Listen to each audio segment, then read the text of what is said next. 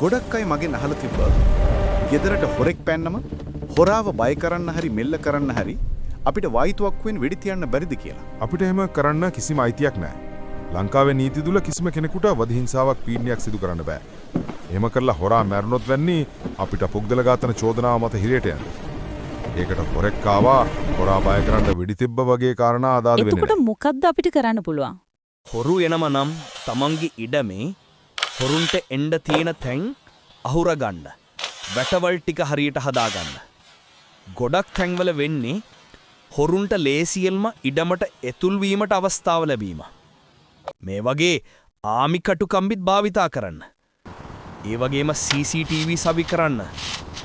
ඒ CCTV අතරේ හිරුවැලියෙන් ක්‍රියා කරන ඒවත් හදාගන්න. ඒ වගේම එලාම් සිස්ටම් එකකුත් සවි කරගන්න. මේවා අද කාලේ එතරම් වියදම් යන්නේව නෙමෙයි. ඇලි එක්ස්ප්‍රස් එකෙන් ඕන තරම් අඩුවට ගන්න පුළුවන්. ඊට පස්සේ හොරෙක් මැවිලා තිබුණොත් ඒ අදාළ CCTV සාක්ෂි සමග පොලිසිය දැනුවත් කරන්න. පැමිණිල්ලක් දාන්න. එතකොට තමයි පොලිසියට තොරතුරු ලැබෙන්නේ. ඔයාලගේ සහයෝගය දෙන්න ඕන මුළු සමාජෙම වෙනුවෙන්. ඒ වගේම අවසානයේ කියන්න ඕන මේ වායු තුවක්කු සමාජයට නිකුත් කරන්නේ අරමුණු දෙකකට. එකක් තමයි ක්‍රීඩාරට, අනිත් එක වගා ආරක්ෂාවට. ඔය කාරණා දෙක ඉෂ්ට කිරීම පමණයි අප කළ යුත්තේ. වගකීමෙන් වායු තුවක්කුව භාවිතා කරන්න. ස්තුතියි. ආයෙත් මේ වගේ වීඩියෝ එකකින් හමු වෙමු.